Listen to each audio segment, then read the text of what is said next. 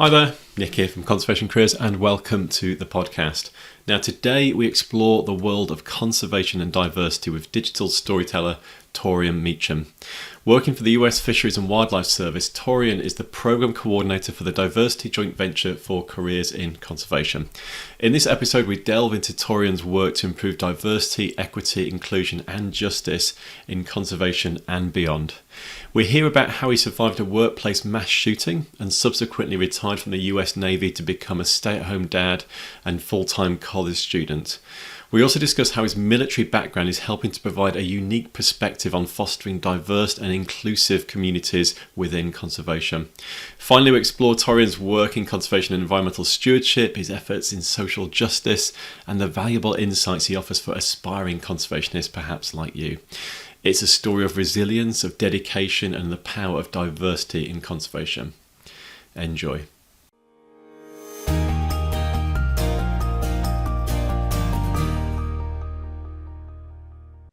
All right, my name is Taurean TJ Meacham. I'm a diversity strategist and the coordinator for the Diversity Joint Venture for Careers in Conservation with the U.S. Fish and Wildlife Service.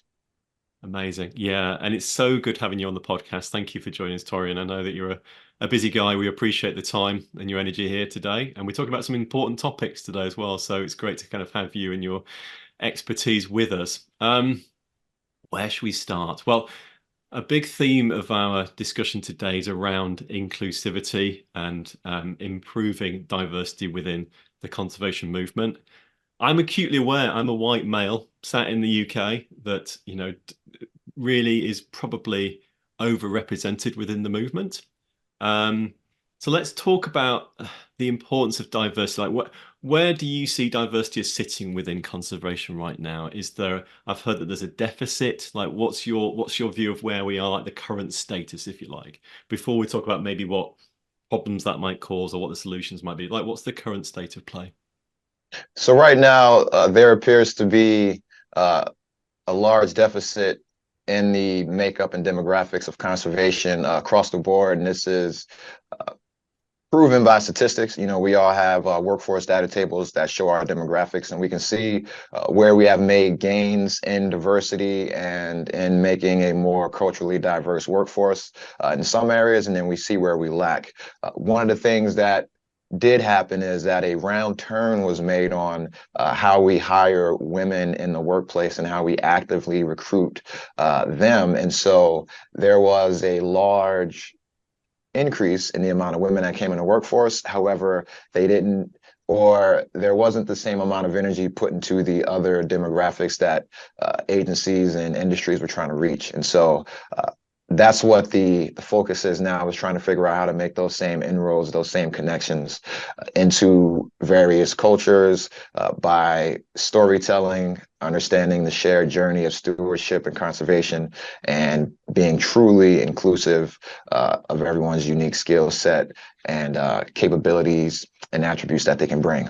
Yeah, amazing. Yeah. What do you think's causing the paucity of diversity that we see in conservation before we sort of tackle it? Like, what's the root cause of this? Why are we not having more people of color or different genders? Or why are there any biases at all? Like, why aren't we seeing more people in the movement? Because it's such an important movement. Conservation needs and the environment need as many people from as many different backgrounds as possible being seen and protecting nature. We're losing a battle globally, but why are there biases? Like, what's the cause or the historical nature behind that? Have you got any thoughts or ideas? I mean, it's just to kind of share your ideas, really.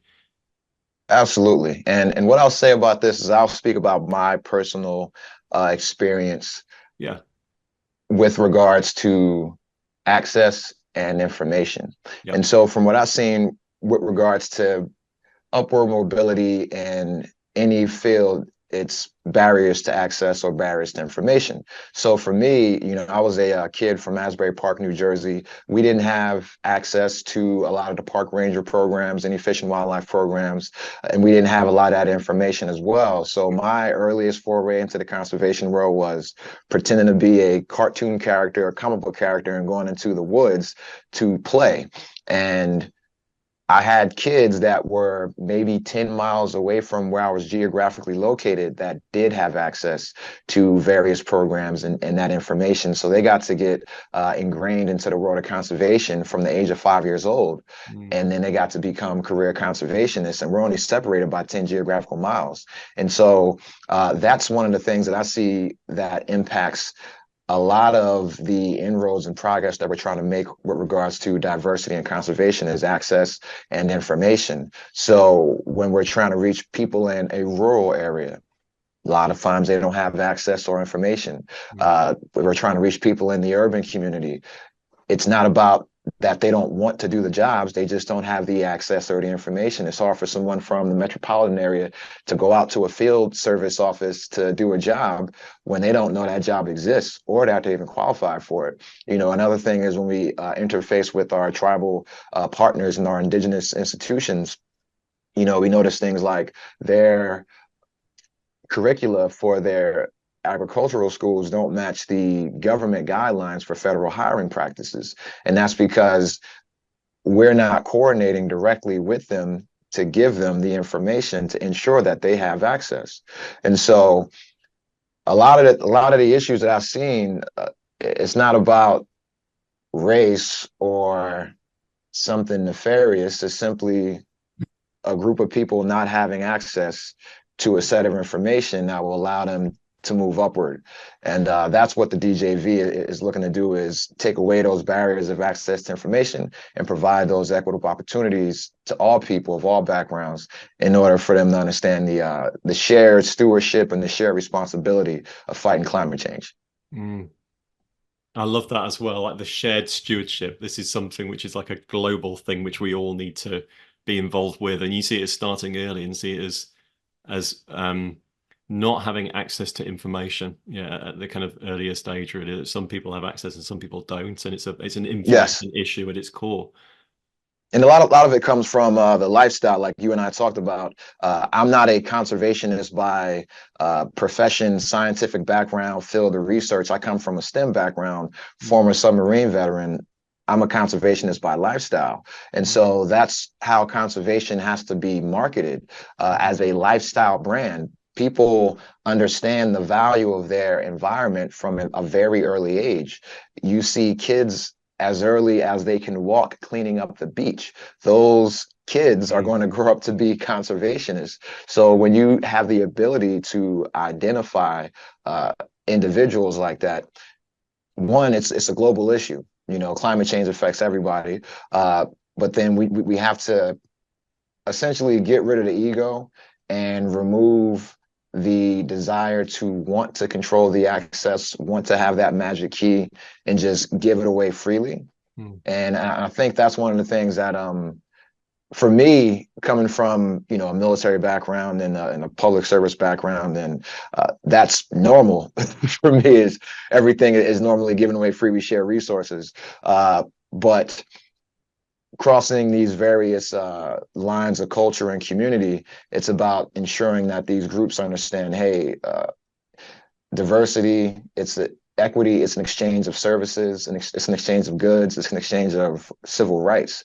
And once these communities that you're trying to reach understand this, they're more engaged. They understand why you're coming to them with information. It's, hey, I'm trying to restore something that may have been taken away from you, that your access may have been stifled. You may have had that removed at some point. And so that's what we look to do, is restore that access.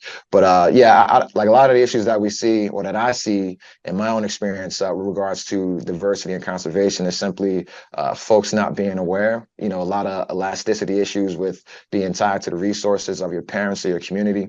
So if the community doesn't have that information, they don't have those resources, they can't pass those on to those next generations. And so that's why the DJV, we not only go to the academic institutions, we go to the community centers of influence, the local organizations, whoever is involved or is an ally to conservation. We understand that we need everyone on the team. And that's something that I learned at a very early age, just from being a conservationist by lifestyle, doing the beach cleanup, doing the park cleanup, doing the Habitat for Humanity. No one person could do it. It was an entire community. And so that's, with the values that Department of Interior, Fish and Wildlife has of shared stewardship, it was a very natural fit for the ideals that I had growing up. And then a lot of the people that are interested in what the DJV is doing, they all come from these lifestyles of conservation, and they all have these shared stewardship and communal ideas with regards to resource management, land management, just living in harmony and how we communicate with each other as well. Yeah. And what I'm hearing as I'm sort of listening to you intently is a lot around sort of identity, I think, like more, the theme of identity of you don't have to be paid to be a conservationist. You could be a lifestyle conservationist. Yes. The kids on the beach doing the litter clean, they're not going to be a conservationist in the future. They're a conservationist now. They're doing it right Correct. now. It's about anyone can take actions that can make a real difference, whether you're paid or not. You don't have to hold us onto a pedestal if you need to be professional. It's more about the behaviors that you exhibit. And I think the other part of identity when I listen to you is about people seeing themselves in the movement. To me, that feels important. The actual Correct. the figureheads, people like yourself and others that are outspoken and put themselves out there, that others can learn and inspire and see as kind of role models to kind of follow. Absolutely, absolutely. Representation is very important, and so that's one of the things that we're doing now with how we tell our stories. In conservation, we have a lot of people from great backgrounds, great walks of life, not just different colors and shades, but different perspectives, different ages, different religions, different identities, different nationalities, different creeds. And so all of these people bring these great ideas and perspectives. And just the main thing that I see is that if we can tap into what already works with that culture, right? We can look through our civilization and see certain cultures do certain things or certain practices correct. We know that the indigenous are some of the best conservationists and resource managers. So why not interact directly with that group of people and embrace, be inclusive with their practices and utilize, truly make them or allow them to weave themselves into this tapestry that is conservation, so we can all benefit from it, because a rising tide is going to raise all ships. And all we have to do is understand that we're all ships. Not one of us is the tide. We are all ships, And so sometimes you may have to pull alongside and give somebody repairs, give somebody some resources, resupply, exchange personnel, share some skills. But at the end of the day, we are all in this same journey. We're all in the same fight. Climate change is not going away. It's a generational battle. My daughter is going to have to deal with this. My grandkids are going to have to deal with this. So it's up to myself to ensure that they don't have to deal with the things that I wasn't willing to do. And so with the cultural identities, it's like, for me, as an African-American Black man in America, a lot of times we have these systemic barriers with us being involved with law enforcement. However, a lot of us aren't aware of our historical connection to law enforcement, from being in the Union Army to being freedmen to joining the U.S. Marshals and the Buffalo Soldiers to becoming the first park rangers. So there's an entire history and legacy of stewardship and accountability for Black men and African Americans in the culture that contradicts the story of mass incarceration and Black on Black crime. And it's like, hey, I can show you something that is historically accurate. All you have to do is be willing to listen. The same thing, when we think about things like immigrants coming over to, take jobs. Well, that's what the country was built on. Give me your tired, poor, huddled masses. We have a huge statue inviting people to come over for a better opportunity, because we want to embrace those diverse practices in order to make our country better. If we look at how this country was founded, agriculturally, we learned that from the Native Americans, indigenous people. country would not have survived if they didn't share their practices with the founding fathers. Yeah. And so that's one of the things that we want to be cognizant of when we tell these stories. Every culture has played a part in the building of not only America, but every civilization. And it's up to every culture to be cognizant and be aware that we have to be responsible in the stewardship of it. And the only way to do it is to share our practices, to share our cultures, not be intimidated by the celebration of another's, but tell me why I should celebrate yours. I like parties. You know, let's celebrate together, you know. And that's the thing. I like to get away from reparations and look more to repairing a nation. So that's how I like to look at things when we take these historical anecdotes and incidents that may have led to disenfranchisement, is use those as an opportunity, you know, for exploration, empowerment. Look at that as something to motivate you. You know, hey, I want to do this because they weren't allowed to. And now we have the access, we have the opportunities, and the only thing stopping us from doing this all together successfully is breaking down that ego, sharing our cultures and our best practices, and then being open about it. Bringing people together. And really that's what you call it, the DJV, it's the diversity joint venture, right, is all about. Tell us a bit about this diversity joint venture for careers in conservation. So you're the program manager, you're based in the US Fisheries and Wildlife. Correct me if I got any of this wrong. No, you're right on point. So I'm the coordinator. Essentially it's a nonprofit, a non-government organization, a partnership of one and a board and many wonderful partners right now. So our mission is to strengthen the conservation workforce by increasing diversity, equity, and inclusion. And so the Diversity Joint Venture for Careers in Conservation is a partnership of federal, state agencies, universities, non-governmental organizations, foundations, professional societies, and other interested fellows that work together to increase the number of women, people of color, disabled, differently abled, old, young, different backgrounds, different perspectives in the conservation workforce. And so some of the things that we do include introducing students and potential employees to the conservation field, providing resources to individuals to find internships and jobs in the conservation workforce, advising employers about recruitment and hiring processes, practices, support and opportunities for career growth and development.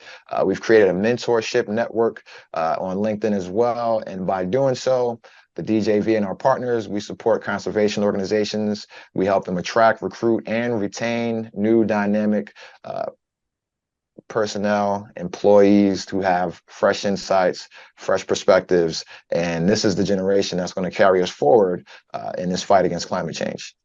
Yeah. You've got it all going on. It's a huge mission and a huge amount of programs and projects that you just described there as well. Yes, it's very broad. On, please, sorry.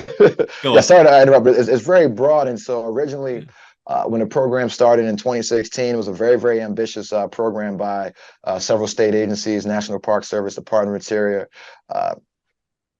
National Park Foundation, U.S. Fish and Wildlife, and they wanted to create a way to solve government, non-government, private, academic, equity and race-related problems, but outside of government, just using the best and brightest and being inclusive of thought and practice and backgrounds. And they had a lot of great momentum, and then they were stopped by the pandemic. And so had the pandemic not kind of put a stop on the entire world, the DJV, we'd be a household name by now, Diversity Joint Venture for Careers in Conservation. However, one of the things that we're doing now is building on those original lessons learned and expanding on those ideas. So when we talk about diversity, you know, we don't just mean new faces and new places. We mean different ideas, different perspectives, different ages, different religions, different backgrounds, and also changing the conversation about what is a career in conservation, right? Because there's over 300 careers that we have stateside in the conservation field. And so a lot of our young people, a lot of our career professionals, a lot of our educators, they don't understand just the diversity in the field. So Mm. you could have a career enforcement in conservation. You could have a career in archaeology in conservation. You could have a career as a museum professional in conservation. You can have a career in STEM in conservation. Mhm. You can have a career in mass communication, social media, outreach in conservation. Or you can take soil samples. You can track dolphin migration patterns. You can work in a fishery and a hatchery. You can help solve. You can work with with disaster response in conservation. There's so many different fields, and then in this field, you can create your own profession. You can create your own job. You can create your own career because of the intersectionality between all the various professions. Yeah. And so that's one of the things that we're looking to do as well, because the way I see it is that the conservation field is who the DJV serve. We serve everyone in the conservation field, not just Fish and Wildlife, not just American agencies. We serve an international audience because climate change is an international problem. And Mm. so one of the things that that we're looking to do is just take the best practices, share the best resources, take the lessons learned, and put those forward. So for me, Mm. what we've seen that we've been able to do is reach out to folks like you, reach out to partners, interested parties, and simply ask them how we can assist, how we can best serve you. And we've been getting a lot of great response and a lot of great feedback. And so that's why there's been a huge resurgence in the DJV now, because it's shifted to more of a partner-centered service, more of a community-centered service. So it's more direct to conservationists, direct to community, direct to culture. And as my buddy Glenn Hooks from National Park Service, when we refer to children, direct to national treasures. So we like to go direct to that audience and ask them, what resources do you need? How can we best serve you? How can we best amplify you? How can we best give you a platform for you to tell your stories through our outlets? Mm. And that's how things have changed. And those are lessons that we learned during the pandemic by watching how business shifted, how culture shifted, how conservation shifted. Right? I lived in Hawaii at the time, and people still cleaned the beach. Mm. People still went out and did Habitat for Humanity. People still Mm. did acts of service, and it's because they were able to mobilize on apps and through Facebook and through LinkedIn and through all these other platforms that made the word of mouth communication still possible in the digital age. And so that's something else that we're bringing, is not only the ability to use technology and leverage that, but also that background and that desire to be out in the community with the cultures and people that we're serving. So Mm. not just new faces, also about new places, new careers, new ways of practices, and then truly making that inclusive with how we do business in the world of conservation. Amazing. Yeah.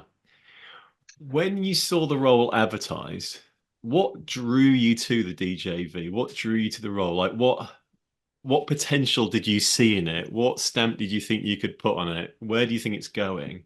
Answer that how you wish. That is a very funny question, because this role was not advertised when I got this job. I did not interview for this job. Yeah. I was at a career crossroads. It's kind of like the Frost poem, "The Road Not Taken," right? Yeah. And so I'm at a career crossroads. I had retired from the Navy for 20 years, took Yeah. 2 years off to, work on some creative endeavors, be a stay-at-home dad, Yeah. change a lot of diapers, go back to college. And then I went back to work in 2022. And the first place I worked at was the United States Holocaust Memorial Museum. And that was a dream job for me. I'd always dreamed about working in the museum industry, and that is one of my favorite museums to visit. And that opportunity popped up. I already had about 18 years of experience in EEO, diversity management, targeted marketing, recruiting, business management, a lot of experience. However, I had no idea what I was doing in a museum. And of a museum of that caliber and of that magnitude and that seriousness, I learned a form of storytelling that you can only learn at a museum like that, based on its architecture and the purpose of the museum. The way it's designed, it's 4 floors and it's told in a chronological story. And I remember my first day there, I met one of the employees named Ted Chili, and he told me about the construction and and the designer James Ingle Freed and the purpose of it and why it's different from others. And that is why I learned why that museum was so successful. It's about the story, the narrative, being able to tell something in chronological sense and make it palatable to other people so they can understand their connection. One of the things that they did there, besides tell the story of the Holocaust in the past, but of what they're doing in the current day and age to fight anti-Semitism and teach tolerance and teach racism.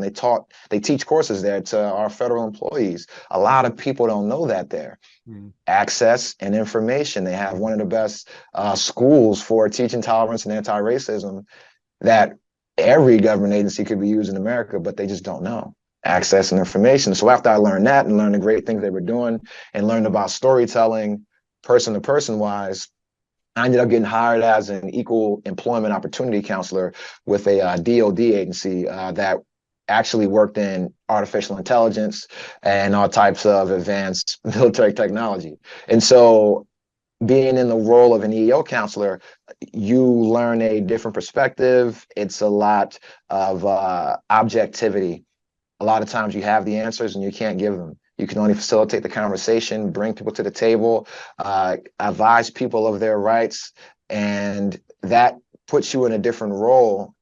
And you have to tell a different story when you're writing a counselor's report. And so as another form of narrative that you're creating for a legal document, you learn how to take all of these statutes and laws and tell an employee of their rights and responsibilities at a new organization and how they can protect themselves, but then also how they can take their background and join an employee resource group and become a part of their command resiliency team and actively take a role in changing and shaping the culture. And so I did that for about 2 years.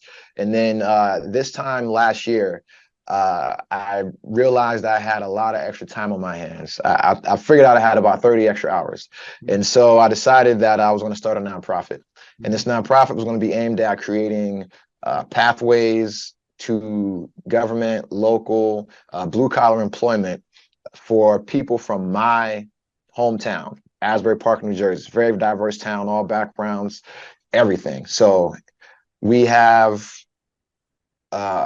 cops and firefighters and civil service jobs that go unfilled because people don't understand the requirements or the benefits. So if I can be a recruiter for the United States Navy and sell the features and benefits of the Navy to a high school senior, then I can definitely tell the features and benefits of being a police officer when you can retire at 38 and get that amazing pension and have that pride of walking around as a community leader, as a steward of your environment, as long as you understand your connection to that community by living in that neighborhood, right? Or being a fighter or being a teacher and understanding how important that role is. So the plan was to make this nonprofit utilizing government programs that already existed, that were already funding, and just simply being a middleman and connecting everything. Kind of like, as my dad would say, like a wartime consigliere, right? And so, and so I just do that. And I worked on this plan for about 9 months, and then I'm in Hawaii again, visiting one of my friends, Randy Bears, and I'm starting to become aware of how great AI is and what we can use that for. And he's telling me to not be scared of it. And we're having a conversation. He tells me something. He says, hey, don't be afraid of AI taking your job. Be afraid of the new hire that knows how to use AI taking your job. Right. And I said, hey, I need to be that new hire. Don't be afraid of the new hire. Be inclusive of this new skill set. This is my friend who writes AI programs for a living.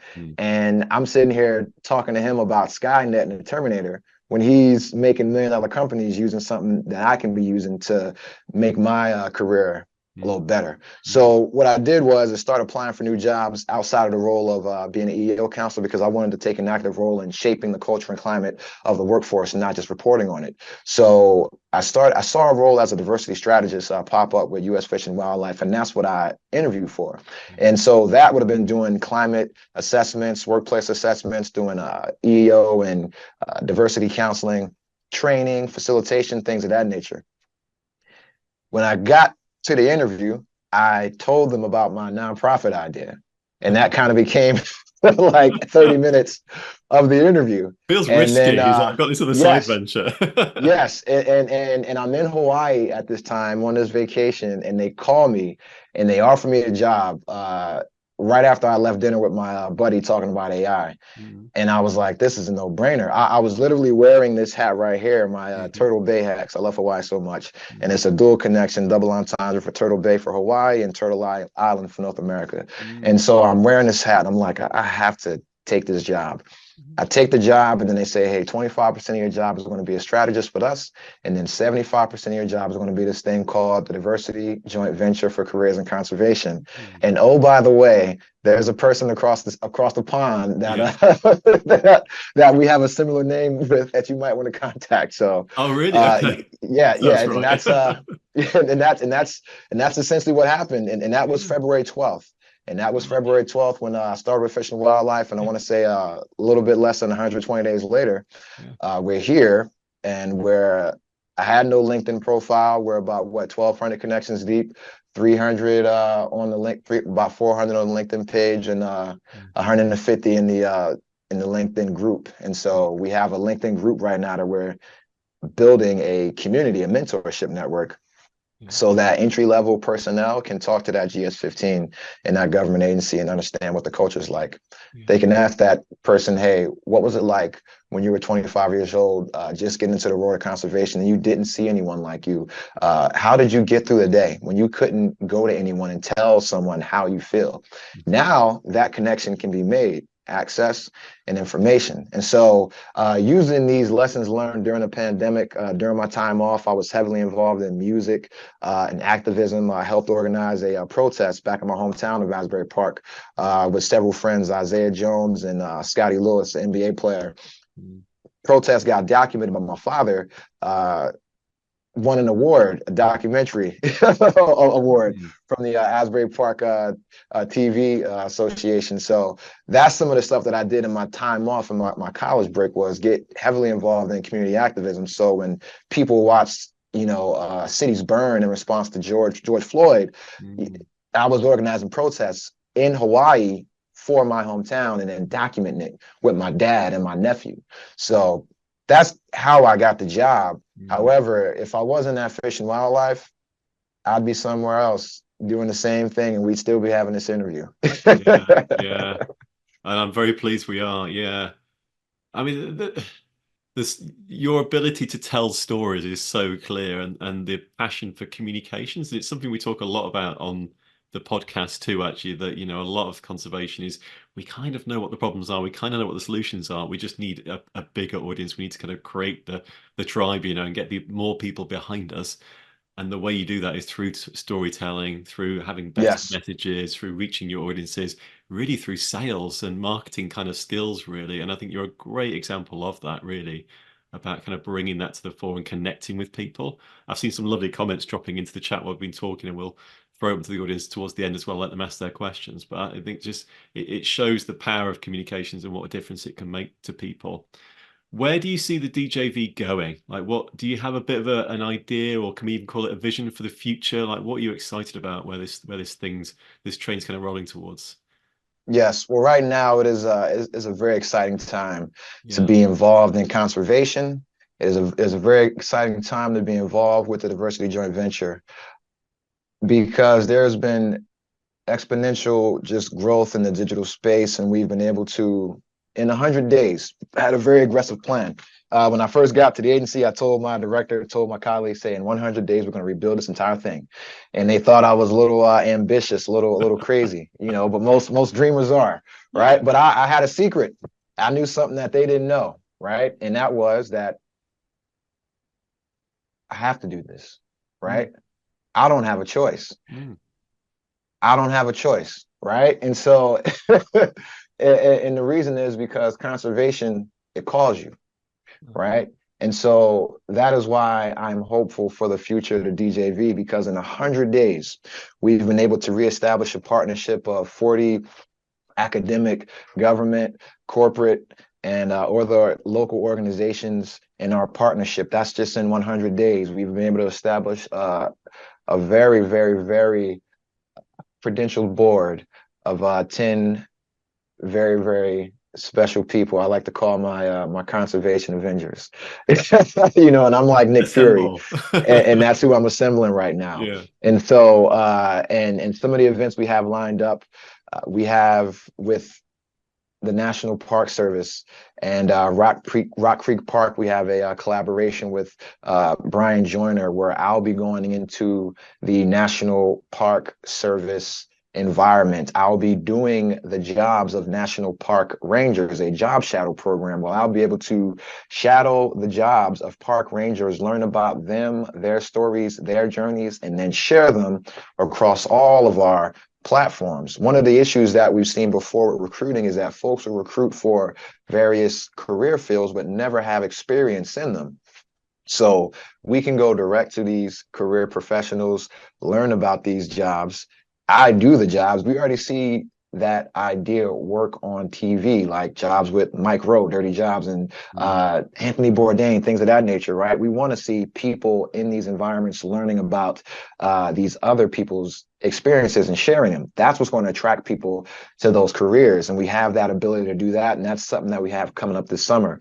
We have a very ambitious project coming up, which is called the DJV Resource Locker. Right now, it's in its beta phase right now, and that is a comprehensive collection of resources from across all of conservation.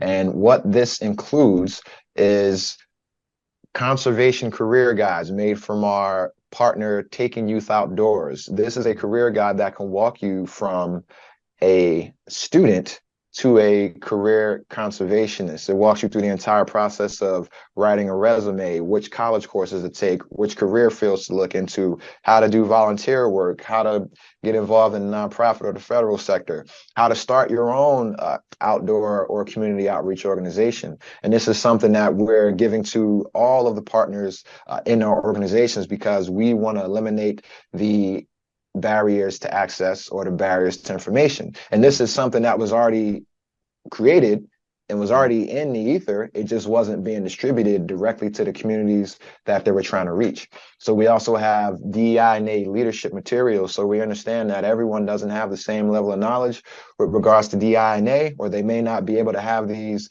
conversations. So we take all the materials that are out here, open source, public, freely accessible, we compile them, and now we can disseminate them to all of our leaders in our professional network that want to get further DEI and A training. And then because of the extensive partnership and board membership that we have the ability to have webinars, Q&A sessions where we can go deep and into the topic of each principle and how we can implement them across the workforce, across the academic sector, in our own lives. We also have DEI and A training for professionals. One thing that we understand is that there's a shortage of DEI and A professionals in the conservation world with regards to recruiting, retention, HR, management, diversity strategists like myself. And so the only way to get this talent is to teach this talent. So if we have a group of professionals that have the ability to teach this material, share this material, then I'm going to get all this material and I'm going to give it away to our partnership, because these 18, 19, 20-year-old students who are in college getting a communications degree or getting a liberal arts degree, they're the people that are going to come into these professions that are these DEI and A professionals. So why not just empower them now? Why not show them the light now? Hey, hey, listen, no carrot. We have a carrot cake. Don't worry about that. That's good to Right. know. And so We also have a resource called Every Kid in the Park, and that's for our American partners. Where if you have a youth program, a sports program, if you're a fourth grade or a school, we have a program where we can deploy a kit to your organization, teach you how to use these resources, and you can get a funded program where you get access to the U.S. Park Rangers, National Fish and Wildlife. They come out, they can teach you various curricula, various lessons, bring the lessons to you. They can take you to various parks. Transportation is already funded. And so this is a program already exists. It's just not being marketed directly to the communities that they're trying to reach. And that's because of the lack of personnel, lack of manpower. And we also have materials for barrier analysis, guides and reporting, and D&I workplace assessments, because you also have to analyze your workforce, assess your workforce, understand how to retain that workforce. And so we have those materials as well, and also the guides on how to make your own and create your own, along with DEI and A toolkits.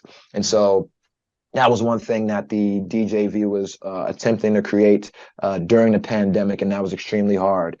And so what we did was take the lessons learned from that and the toolkits that we already had at our individual organizations, along with all the best and latest and greatest out right now, compile them, put them in a searchable index, and now we have the ability to not only explain the ones that we actively use, but we can teach you how to write your own, scale your own, and apply it to your individual situation. And so we want to remove the barriers of access and information to the folks that are in this conservation workforce, in this conservation world. And if they want to come into this career field, that's something that we can already that we can give them just by being a part of this partnership. And it's not something that you pay for. It's not free. Everything's already paid for by the United States government. So this is all information that's already out. All we did is aggregate it and disseminate it. And that's something that, for me, I see it as removing the ego, not wanting to have ownership of the sole document, but instead wanting to share all the documents to get everybody equitable on your level. And in this case, we are all ships. Information is that tide that's going to, raise us all. And so that's some of the stuff we have. We also have college fairs and community fairs that we'll be going to all summer long. And we have some incredible partnerships that we'll be soon to making in the future. And we'll be capitalizing on some existing partnerships with HBCUs, with Hispanic serving institutions, our tribal institutions. Because of the shift back to the service mentality and the community-centered approach, we are getting great response from people that are interested, from folks that see a post, or they see, an advertisement, or they see a video and they say, hey, this sounds like something that I want to get involved with. And it's all through storytelling. And that's what I'm excited about the most, because all of these collaborations are coming through the use of shared stories and our shared stewardship and our shared connection. And for me, I learned about storytelling through, Stan Lee, Jack Kirby. They wrote the X-Men comic books and Black Panther. And that's what I learned about storytelling, is from comic books. I learned about sales from the U.S. Navy and learning about Ralph Lauren and how he started his business selling ties. And he turned that business into $1 billion clothing business, but he was able to have ethics and values. And when they do these cultural collaborations, they go to our Native American tribes to consult them, to have them do the designs. They would go to HBCUs to have them do designs for blazers that would use Divine Nine logos, things of that nature. They would embrace the cultures that they were marketing to through storytelling. And it's like, well, that's just advertising, that's marketing, right? And so just by understanding just the importance of marketing through storytelling, and how you can build a team and build buy-in through storytelling, through that shared connection, and understanding that there's something greater. There's something greater. And for us, it has to be something greater than money. And for me, it's each other, right? Our biggest resource is people. It's our planet. it's each other. And so once, for me, it's, hey, I'm here to serve. I'm here to provide a service. Uh, I'm the coordinator for the DJV.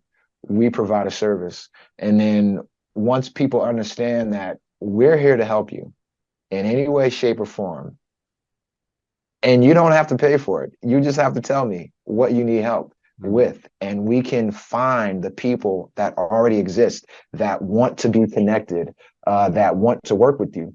And one of the things that, I'm hopeful about that makes this whole thing great is, I'm in touch with, my heritage. So beyond being, African American, Black, I'm also Choctaw Native American. So I do a lot of research. I try to embrace the cultures, the teachings, and a lot of the practices and quotes that have come from some of the great leaders. And one of the greatest quotes that I love and I live by is from Chief Seattle, and that's humankind has not woven the web of life, but we are one thread within it. And whatever we do to the web, we do to ourselves. And all things are bound together, and all things connect. And so, if you're a person that reads comic books, that sounds like something straight out of a comic book, right? That sounds like Right, yeah. Spider-Man or the The multiverse Matrix, or something surely. like Yeah. that, the Matrix, right? And so it's everything that I've been attracted to has always been about connectivity, and it has always been about stewardship. Even going into the military, I joined the submarine force because it was a smaller crew and everyone was connected, and we would do one mission, and everyone's bought into the same idea of we want to go out and we want to come back home. Right? And in between, we share our stories for 6 months, and you learn about each other and you become invested. And that's how the world of conservation is that you'll spend this time doing research with someone, you'll spend this time in the field with someone, you'll spend this time in the museum with someone, or whatever your field of practice is, and you're learning about culture, or you're learning about civilization, you're learning about an animal's habitat, and you're sharing your story with that person next to you. And once the world learns about just how cool conservation is, how connected the world of conservation is, this is the real social network, because we are all connected. Everything that we do is connected to each other.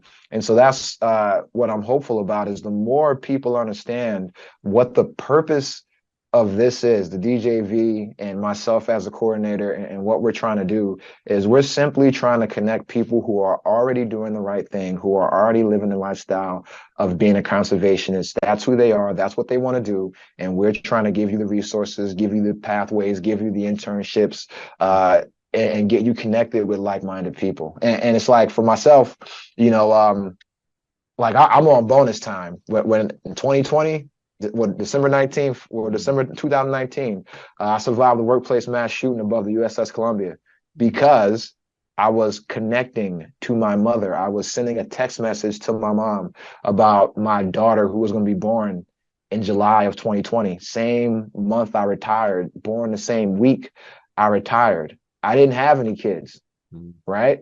And now I'm retiring from this mission in the Navy where I'm being a protector, and I'm sending a text message to my mom, and I narrowly avoid a workplace shooting because now I got to protect this new person, right? And how do I do that? I got to protect the planet. I got to make it more equitable for her and people that look like her and people that want to go to school with her and her friends and her classmates. So that includes everybody. And then I got to make sure that, her and her coworkers and the next generation has the resources to even live here, and I know it sounds grand and it sounds, kind of obscure and long and drawn out, but it's actually really simple. We're here to be stewards. We're here to protect each other. We're here to live in harmony with our environment, and we're here to be connected. And I try to just apply those beliefs and philosophies just in everything that I do, and that's what allows a small idea of, hey, let me start a nonprofit in my own hometown to make inroads for folks that look like me that used to read X-Men comic books and pretend to be Wolverine, because we like the fact that Stan Lee made comic book characters that reflected Malcolm and Martin, and Jack Kirby made comic book characters like Black Panther, And that's what we're doing now is we're taking small ideas like that of a little kid playing in the woods to now being on the podcast with you, being able to provide resources to other little kids. So they don't got to play in the woods. They can get taught by park rangers. They can do internships at museums, so they can have an easier path to success and have that barrier of access to information removed. Amazing. Absolutely amazing. It's just the passion's pouring out of you, and I'd love to spend so much more time talking. I feel like we've covered some of the bits I want to talk about, but there's loads more. But our time is sort of rapidly wrapping up. I'm going to leave time for questions that the guys that are listening in as well. Taurean, it's been amazing talking to you. Thank you so much for spending your time sharing it so generously with us. I'm really grateful for that. If there's anything we can do from Conservation Careers to support your mission, we're here to kind of help support as best we can. I think you're on a great path, and what you're doing is just so inspiring. So you and the DJV, it's brilliant. People want to find out more about you or the DJV, like specifically. Where should they go? Where should we send them? Absolutely. So if you want to learn more about the Diversity Joint Venture for Careers in Conservation, our website is diversityandconservationjobs.org. That's one word. So diversityandconservationjobs.org. And you can look us up on LinkedIn. Diversity Joint Venture for Careers in Conservation. So there's a LinkedIn business page where we put out a lot of broad announcements. We post a lot of material. You'll see a lot of great stuff there, but that's more for the public, front-facing mass communication, public outreach stuff. If you want to join the LinkedIn community, that is the bread and butter. That's where the fun happens, because that's the community where all the professionals are. And that is where we can share our perspectives, share our best practices, share our resources. We can collaborate on projects and ideas. And that's where you can actually reach out and connect with other people in the conservation field. And then especially for people that are new to the conservation world, trying to build that network, trying to learn who to talk to, simply going in there and joining and just looking and seeing who's who and reaching out and just introducing yourself, that'll do a lot, because people in the world of conservation are pretty friendly. And so learning, like in the 100 days that I've been in conservation, I've learned that. And so I wanted to create this community to keep them connected, engaged, so they can understand that they're not alone. A lot of times, you're in a rural area, think you're the only one that is like you, and you're not. There's a lot of people like you that want to connect with you, that want to talk to you, that want to share ideas, that want to work. So we created this great LinkedIn community, and that's our Diversity Joint Ventures for Careers in Conservation LinkedIn group. And then if you want to look up me, you can find me on LinkedIn. It's Taurean Meacham. I'm on LinkedIn as well. And so multiple ways to connect with me, or DJV at fws.gov. You can email us directly if you have any questions. And so there's multiple ways to contact us, or if you're on Instagram, Taurean Meacham, I'm on there as well. Right. You might see a post about wrestling, And maybe X-Men, yeah. Yeah, maybe some X-Men, maybe some WWE. Yeah, great. Well, we'll provide a link also in the show notes too. So thank you so much, Taurean. It's been such a pleasure. Thank you. Absolutely, absolutely, and thank you for your time. And I'm just grateful to be able to share my story and share the stories of those involved with the DJV with the world.